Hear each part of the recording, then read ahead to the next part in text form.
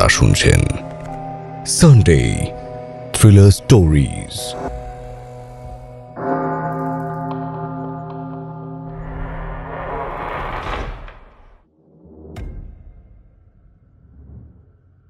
সে এক রহস্যময় দুর্গ।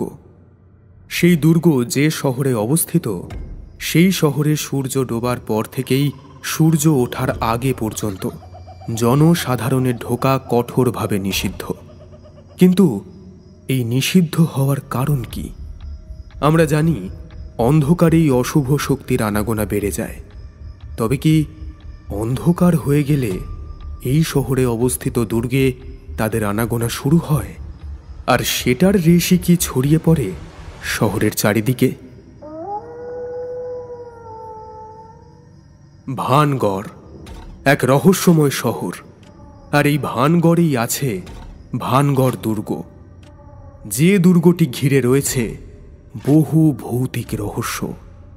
বিশ্বের আনাচে কানাচে ছড়িয়ে রয়েছে নানা রহস্যময় ভৌতিক রহস্যপূর্ণ জায়গা, আর সেই সব জায়গার মধ্যে অন্যতম হচ্ছে আমাদের দেশে অবস্থিত রাজস্থানের ভানগড় দুর্গটি। ভানগড় দুর্গের ইতিহাসের সঙ্গে ঐতিহ্য যেমন জড়িয়ে আছে, ঠিক তেমনই জড়িয়ে আছে ভৌতিক শিহরণ জাগানো কাহিনী, যে কাহিনী আজও মানুষের গায়ের লোম খাড়া করে দেয়। এই ভানগড় দুর্গকে ঘিরে দুটো কাহিনী আজও সবার মুখে মুখে ঘুরে বেড়ায়। ১৬শ শতাব্দীতে ভগবন্ত সিং তার ছোট ছেলে মাধো সিংয়ের জন্য এই দুর্গটি তৈরি করেছিলেন। দুর্গটি যে জায়গায় তৈরি করা হয়, সেই সময় সেই জায়গায় একজন সাধু বাস করতেন। ভানগড় দুর্গটি তৈরি করার আগে সেই সাধু একটি শর্ত তাদের দিয়েছিলেন, কিন্তু দুর্গটি প্রস্তুত হওয়ার সময় সেই শর্ত মানা হয়নি, এবং সাধুর অভিশাপে এক রাতের মধ্যেই শহরটি ধ্বংস হয়ে গিয়েছিল। অন্য গল্পটি হল, এই ভানগড় দুর্গে এক সুন্দরী রাজকুমারী বাস করতেন। সেই রাজকুমারীকে পছন্দ হয় এক তান্ত্রিকের। সেই তান্ত্রিক রাজকুমারীকে নিজের তন্ত্রের মাধ্যমে বশ করতে চেয়েছিল, কিন্তু তান্ত্রিকের এই জঘন্য মানসিকতা বুঝতে পেরে তান্ত্রিককে মেরে ফেলেছিলেন সেই সুন্দরী রাজকুমারী। মৃত্যুর সময় সেই তান্ত্রিক অভিশাপ দিয়ে গিয়েছিলেন, আর মনে করা হয় তার অভিশাপ আজও বয়ে নিয়ে চলেছে ভানগড় দুর্গ। আর এর ফলেই ভানগড় দুর্গের মাথায় উঠেছে ভৌতিক নগরীর তকমা। স্থানীয় অধিবাসী থেকে পর্যটক প্রায় সবার ঝুলিতেই ভানগড় দুর্গের ভৌতিক অভিজ্ঞতা সঞ্চিত আছে। ভানগড় দুর্গে ঢুকে কারুর মনে হয়েছে কেউ পেছনে পেছনে হাঁটছে, অথবা কেউ ঘাড়ের কাছে গরম নিঃশ্বাস ফেলছে। নিশুতি রাতে দুর্গ থেকে ভেসে আসা নূপুরের ধ্বনিও অনেকেরই কানে এসে পৌঁছেছে। পর্যটকদের কাছে রাজস্থান মরুভূমি আর দুর্গের জন্য বিখ্যাত হলেও ভানগড় দুর্গ পর্যটকদের কাছে খুবই লোভনীয় একটি ভুতুড়ে জায়গা। শুধুমাত্র দিনের বেলাতেই এই দুর্গে জনসাধারণকে ঢুকতে দেওয়া হয়। বিশ্বের সেরা 10টি ভুতুড়ে স্থানের মধ্যে এই ভানগড় দুর্গকে অন্যতম ভুতুড়ে জায়গা হিসেবে চিহ্নিত করা হয়েছে। সরকারি স্বীকৃতিপ্রাপ্ত এই ভৌতিক নগরী তথা ভানগড় দুর্গের রহস্য আজ তুলে ধরব সকলের সামনে। ভয় পাবেন না যেন। রাতের অন্ধকারে ওরা কারা? রাত গভীর হলে দুর্গের ভেতর থেকে ভেসে আসে হাড় হিম করা আওয়াজ। স্থানীয় মানুষজনের কথায় কখনো সেটা গোঙানির আওয়াজ, আবার কখনো কখনো মনে হয় কেউ জোরে দীর্ঘশ্বাস ফেলছে। কখনো মনে হয় কেউ যেন দুর্গের ভেতরে গুমড়ে গুমড়ে কাঁদছে। কখনো সেটা অট্টহাস্যে পরিণত হয়, আবার কখনো ঝুমঝুম আওয়াজ দুর্গ ভেদ করে পাহাড়ের গায়ে ধাক্কা মারে। সেই ধাক্কায় চারিদিকের নূপুরের ঝুমঝুম শব্দের প্রতিধ্বনি ছড়িয়ে পড়ে। কোনো রাতে শোনা যায় অস্ত্রের ঝনঝনানি আর মানুষের চিৎকার। মনে হয় কোনো গুপ্ত শত্রু হঠাৎ করেই দুর্গের ভেতর ঢুকে পড়ে দুর্গের বাসিন্দাদের আক্রমণ করেছে, আর সেই জন্যই তাদের মধ্যে হুটোপুটি দৌড়ঝাঁপ আর চিৎকার শুরু হয়ে গেছে।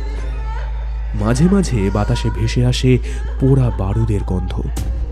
সেই সময় নাকি দুর্গের ভেতরে চারিদিকে অসংখ্য মৃতদেহ পড়ে থাকতে দেখা যায়।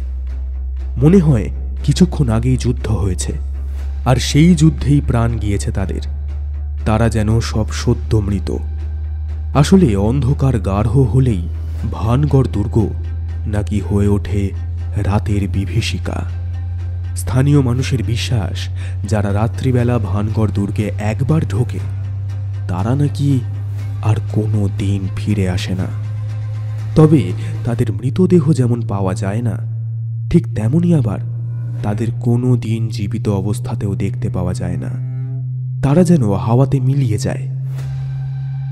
রাতের বেলা নাকি রত্নাবতী আর তান্ত্রিক সিংহিয়াও এই দুর্গের আনাচে কানাচে ঘুরে বেড়ায়। এখনো তাদের মুক্তি হয়নি। এনডিটিভির একটি জনপ্রিয় ভৌতিক শোয়ের পরিচালনা করতেন ময়ূর শর্মা ও রকি সিং। এই পরিচালক দুজনের ভারতবর্ষ তথা পৃথিবীর নানা জায়গার হানাবাড়িতে রাত কাটানোর অভিজ্ঞতা আছে। ময়ূর আর রকি সাধারণত যখন কোনো হানাবাড়িতে রাত কাটাতে যান তখন তারা আলাদা আলাদাভাবেই রাত কাটান, অর্থাৎ দুজন আলাদা আলাদাভাবেই নাইট ভিশন ক্যামেরার ব্যবহার করেন এবং সেই ক্যামেরায় তুলে রাখেন হানাবাড়িতে ঘটা নানা ধরনের অতিপ্রাকৃতিক ঘটনাবলী। কিন্তু শোনা গেছে যে তারা ভানগড় দুর্গে গিয়ে আলাদা আলাদাভাবে রাত কাটাতে পারেননি। তার কারণটাও ভারী অদ্ভুত ছিল। তারা নাকি দুর্গের ভেতরে কারুর হেঁটে যাওয়ার আওয়াজ শুনতে পেয়েছিলেন। সেই রহস্যময় খসখস পায়ের আওয়াজ তাদের বুকে এক অজানা আশঙ্কার সৃষ্টি করেছিল। এছাড়াও তাদের কানে এসে পৌঁছেছিল নারী কণ্ঠের আর্তচিৎকার, আর সেই আর্তচিৎকারের সাথে সাথেই তাদের নাইট ভিশন ক্যামেরার যে মোশন সেন্সর থাকে সেটা হঠাৎ করেই বন্ধ হয়ে গিয়েছিল, যার কারণ আজও অজ্ঞাত। এছাড়াও তাদের দিকে হঠাৎ করেই ছুটে আসছিল ছোট ছোট পাথরের টুকরো। তবে এই ভানগড় দুর্গেই গোটা টিম নিয়ে রাত কাটিয়েছিলেন ভারতের বিখ্যাত প্যারানর্মাল রিসার্চার। তিনি হচ্ছেন গৌরব তেওয়ারি। তবে গৌরব ভানগড় দুর্গে প্রেতাত্মার অস্তিত্ব সম্পূর্ণভাবে উড়িয়ে দিয়েছিলেন। কিন্তু ভানগড় দুর্গে রাত কাটানোর ঠিক 6 বছর পরে গৌরব তার নিজের বাড়িতেই অস্বাভাবিকভাবে মারা যান। মারা যাওয়ার 1 মাস আগে থেকে গৌরব তার বাবা আর স্ত্রীকে বলেছিলেন কোনো এক অশুভ শক্তি তাকে টানছে, যেখান থেকে তিনি নাকি বেরিয়ে আসতে পারছেন না। তার মৃত্যুর সঙ্গে ভানগড় দুর্গের যোগ আছে, সেটাই মনে করেন অনেকে। একবার এক বেসরকারি সংবাদ মাধ্যমও তাদের টিম নিয়ে ঢুকেছিল এই ভানগড় দুর্গের অন্দরমহলে। এক রাত দুর্গের অন্দরমহলে কাটিয়ে তারা অক্ষত শরীরে সকালবেলা বাইরে বেরিয়ে এসেছিলেন। এদের মধ্যে একজন বিশেষজ্ঞ একটু অসুস্থ বোধ করছিল বলে শোনা যায়। তবে এই সাংবাদিকরা অশরীরী অস্তিত্ব নেই বললেও দুর্গের ভেতরে যে একটা নেগেটিভ এনার্জি আছে সেটা তারা স্বীকার করেছিল। আসলে অনেক দিন বন্ধ থাকা জায়গায় নেগেটিভ শক্তির আনাগোনা যে স্বাভাবিক সেইটাই তারা স্বীকার করেছিলেন। নেগেটিভ এনার্জি, ভাঙাচোরা পরিবেশ, রাত পাখিদের আনাগোনা সব মিলিয়ে একটা গা ছমছমে দম বন্ধ করা পরিবেশ তৈরি হয়েছে ভানগড় দুর্গের ভেতরে। আর এই সব কিছু নিয়ে ভয় পাওয়া একেবারেই স্বাভাবিক। শোনা যায় একবার ভানগড় দুর্গে সত্যিই কোনো অশরীরী অস্তিত্ব আছে কিনা সেইটা পরীক্ষা করবার জন্য দুজন স্থানীয় যুবক রাতের অন্ধকারে পাঁচিল টপকে ভানগড় দুর্গের মধ্যে ঢুকেছিল।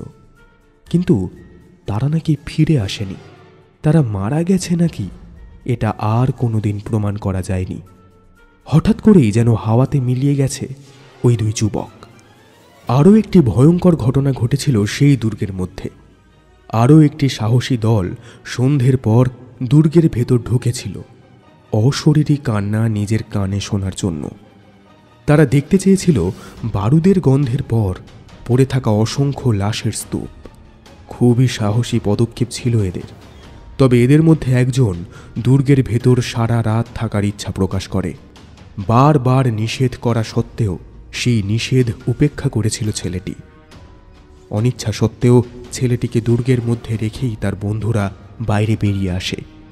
পরদিন আকাশ পরিষ্কার হওয়ার সাথে সাথেই তারা দুর্গের ভেতর প্রবেশ করে। এদিক ওদিক খুঁজে শেষে তারা তাদের বন্ধুকে অর্ধমৃত অবস্থায় দুর্গের মধ্যেই খুঁজে পায়। একটা জলজ্যান্ত সুস্থ ছেলের দুর্গের ভেতর থাকা অবস্থায় কি এমন ঘটনা ঘটেছিল যার জন্য তার এই অবস্থা হলো? ছেলেটিকে বাঁচানোর জন্য তার অন্য বন্ধুরা তড়িঘড়ি অর্ধমৃত বন্ধুকে বের করে আনে দুর্গের ভেতর থেকে। এরপর তাদের সঙ্গে থাকা গাড়ি করে তাকে নিয়ে ছোটে হাসপাতালের উদ্দেশ্যে। কিন্তু শেষ পর্যন্ত মাঝপথেই তাদের জীবন থেমে যায়। ঘটে যায় ভয়ঙ্কর দুর্ঘটনা।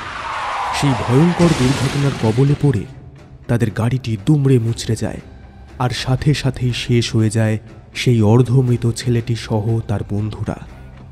আর এদের মৃত্যুর সাথে সাথেই ভানগড় দুর্গের মধ্যে ঘটা সেই রাতের ঘটনা সম্পূর্ণ চাপা পড়ে যায়। সেই রাতে ভানগড় দুর্গে কি ঘটেছিল, কি দেখেছিল ছেলেটি? রাজকুমারী রত্নাবতী কে? ভয়ঙ্কর তান্ত্রিক সিন্ধিয়াকে? নাকি দুর্গের ভেতর নাচমহলের নর্তকীরা তাকে ঘিরে ধরেছিল তাদের পথের বাধা হওয়ার জন্য? তাদের দীর্ঘশ্বাসে রক্তবর্ণ চোখের চাহনিতে হয়তো দম বন্ধ হয়ে গিয়েছিল ছেলেটির। কি ঘটেছিল শুধুমাত্র সেই বলতে পারত। কিন্তু তার অকাল মৃত্যুর সঙ্গে সঙ্গেই সব কিছুই আবার রাতের অন্ধকারে দুর্গের ভেতরেই মিলিয়ে গিয়েছে। তবে যারা দুর্গের ভেতর প্রবেশ করে তাদের কথায় দুর্গের ভেতরের বাতাস নাকি প্রচণ্ড ভারী। সেই ভারী বাতাসে মাঝে মাঝেই ভাসতে থাকে বোঁটকা এক গন্ধ, দম বন্ধ করা সেই গন্ধ। ভ্রমণ পিপাসু অ্যাডভেঞ্চার প্রিয় মানুষজন অনেকেই রাত কাটাতে চান দুর্গের ভেতরে। তারা দেখতে চান এমন কি ঘটনা ঘটে অন্ধকার ভানগড় দুর্গের অন্দরমহলে। কিন্তু এই সমস্ত উৎসাহী মানুষের বাধা হয়ে দাঁড়ান স্থানীয় মানুষরা। তারা রীতিমতো প্রায় জোর করেই এই সমস্ত অতি উৎসাহী মানুষজনদের বিকেল বেলাতেই বার করে দেন দুর্গের মধ্য থেকে। কারণ তারা চান না আরও কিছু অতৃপ্ত আত্মা বাসা বাঁধুক ভানগড় দুর্গের ভেতরে। কারণ তারা জানেন যারা একবার দুর্গের মধ্যে প্রবেশ করে রাত কাটায় তারা আর ফিরে আসে না, হারিয়ে যায় ভানগড় দুর্গের অন্ধকারে। তবে এই পর্যটক যারা ভানগড় দুর্গে আসেন এবং নানান ধরনের ভৌতিক অভিজ্ঞতার মুখোমুখি হন, সত্যি নাকি কল্পনা? সৌন্দর্যের টানই হোক অথবা ভৌতিক টান, এই দুটোই প্রবলভাবে আকর্ষণ করে সাধারণ মানুষকে। আর এই টানে টানেই অনেকের গন্তব্য হয়ে ওঠে ভানগড় দুর্গ। কিন্তু সেখানে গিয়ে অনেকেই হাড় হিম করা অতি প্রাকৃতিক ঘটনার সম্মুখীন হন। অনিকেত ব্যানার্জি ও তার স্ত্রী মেঘা তাদের একমাত্র সন্তান রিয়াকে নিয়ে বেড়াতে গিয়েছিল রাজস্থানে। তারা যখন রাজস্থানে যাওয়ার ট্যুর প্ল্যান করছিল তখনই তাদের ট্যুরে ভানগড় দুর্গ যুক্ত হয়েছিল। অনেকের মুখেই অনেক রকম গা ছমছমে অভিজ্ঞতার কথা শুনেছিলেন তারা। সেটা কতটা সত্যি সেইটা যাচাই করাই ছিল তাদের ভানগড় দুর্গে ঘুরতে যাওয়ার মূল উদ্দেশ্য। কিন্তু এই উদ্দেশ্য সফল করতে গিয়েই তাদের এক ভয়াবহ ঘটনার সম্মুখীন হতে হয়। দুর্গে ঢুকেই প্রাকৃতিক সৌন্দর্য আর গা হিম করা ভৌতিক পরিবেশের মেলবন্ধন আকর্ষণ করছিল ব্যানার্জি দম্পতিকে। তাদের 12 বছরের মেয়ে রিয়ারও খুব ভালো লাগছিল দুর্গের ভেতরটা। দেখতে দেখতে বিকেল হয়ে গিয়েছিল। ইতিমধ্যেই দুর্গের প্রহরীরা সমস্ত পর্যটকদের বাইরে বেরিয়ে যাওয়ার নির্দেশ দিয়ে দিয়েছেন। সেই মতো সবাই আস্তে আস্তে দুর্গ থেকে বেরিয়ে আসছিল। হঠাৎ করেই মেঘা লক্ষ্য করে রিয়াকে দেখা যাচ্ছে না। তাই সে দুর্গের দিকে রিয়ার নাম ধরে ডাকতে ডাকতে আবার ঢুকতে শুরু করে। প্রহরীটা দৌড়ে আসে। রিয়া আসেনি শুনে সকলে মিলে দুর্গের ভেতর আবার প্রবেশ করে। তখন প্রায় অন্ধকার। দুর্গের ভেতর টর্চ জ্বালে তারা। টর্চের আলোয় এ ঘর ও ঘর খুঁজতে খুঁজতে এক জায়গায় পেয়ে যায় রিয়াকে। পেছন ঘুরে কার সাথে যেন স্থানীয় ভাষায় কথা বলছে সে। ভয়ে মুখ চুপসে যায় প্রহরীদের। রিয়ার বাবা মাও বুঝতে পারে না 2 দিন বেড়াতে এসে কি করে রিয়া স্থানীয় ভাষা শিখল, আর শিখলেও বা কখন সে এই ভাষাটাকে এভাবে রপ্ত করল। দুর্গ থেকে বের করার জন্য রিয়াকে জোর করে টেনে নিয়ে যাওয়ার চেষ্টা করছিল ব্যানার্জি দম্পতি। কিন্তু তারা দুজনে মিলে রিয়াকে টেনে আনতে পারছে না, এত শক্তি বেড়ে গেছে তার।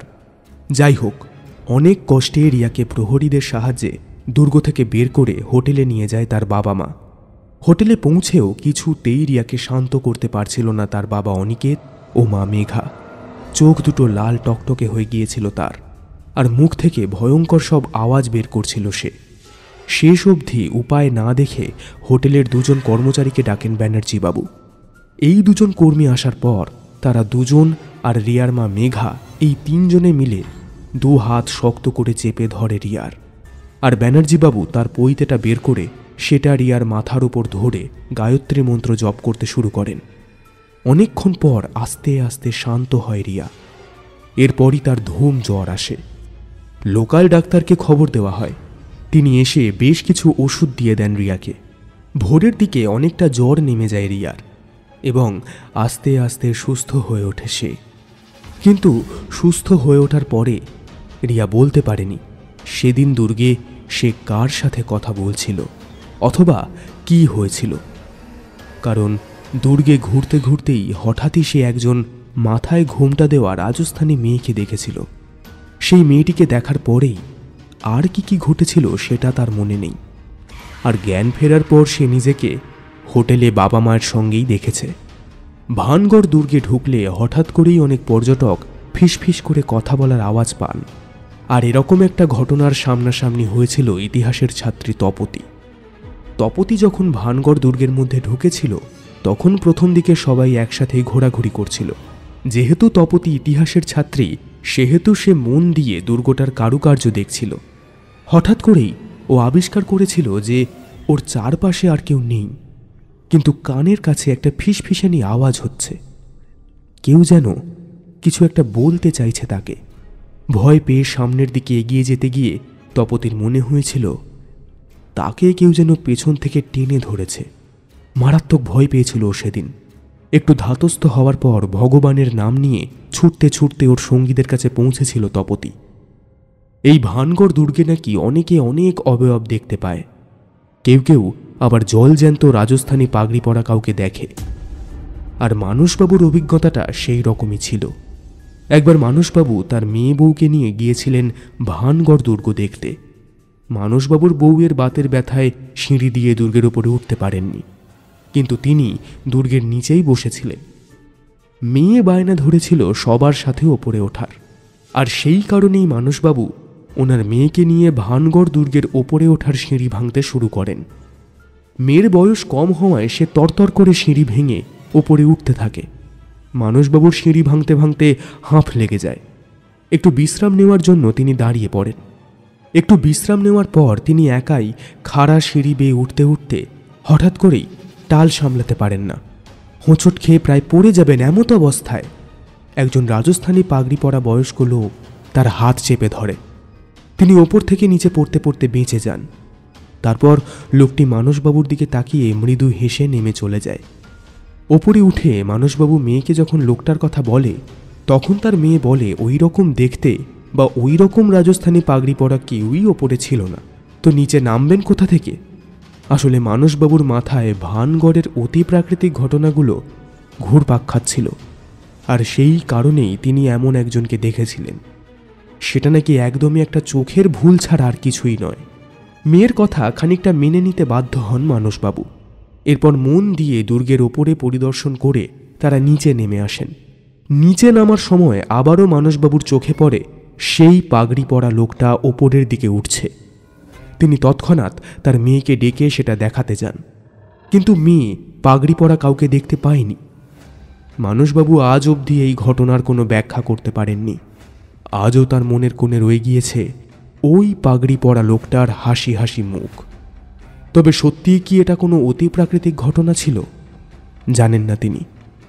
ভানগড় দুর্গে ঘুরতে গিয়ে কম বেশি অনেক পর্যটকই মুখোমুখি হন এই রকম অতি প্রাকৃতিক ঘটনার। ভানগড় দুর্গে ঢুকলে অনেকেরই মনে হয় তার আশেপাশে কেউ হেঁটে বেড়াচ্ছে, অথবা কেউ তার ঘাড়ের কাছে নিঃশ্বাস ফেলছে, গরম সেই নিঃশ্বাস। কিন্তু ঘাড় ঘুরিয়ে দেখতে গেলে চোখে পড়ছে না কাউকেই। রনি যখন ভানগড় গিয়েছিল তখন সে দুর্গের আলো আঁধারিতে একটা বিশাল কালো অবয়ব দেখেছিল। শুধু একবার নয়, কয়েকবার সেই অবয়ব তার চোখের সামনে এসেছিল। আদতে জিনিসটা কি ছিল সেটা উদ্ধার করতে পারেনি রনি। তবে রাজস্থানে বেড়াতে গিয়ে ভানগড় দুর্গে যাবে না এই রকম পর্যটকের সংখ্যা প্রায় নেই বললেই চলে। ভানগড় দুর্গ ঘিরে পর্যটকদের মধ্যে জনপ্রিয়তা ক্রমশ বেড়েই চলেছে। আর এই দুর্গের ভৌতিক গল্পগুলো সোশ্যাল মিডিয়ার দৌলতে কানে পৌঁছে যাচ্ছে সবারই। আর তার ফলে এই দুর্গ ঘিরে নানা রকম কৌতূহল জেগে উঠছে পর্যটকদের মনে। তবে অতি প্রাকৃতিকই হোক বা অশরীরীদের আনাগোনাই থাকুক, অথবা দুর্গটি ভয়ঙ্কর ভুতুরে তকমা নিয়ে দাঁড়িয়ে থাকলেও এর আশেপাশের সৌন্দর্য অপরিসীম। সেই সৌন্দর্যে চোখ জুড়িয়ে যাবে সবার। আর সেই অপূর্ব মনোরম সৌন্দর্যের কথাই বলবো পরের পর্বে।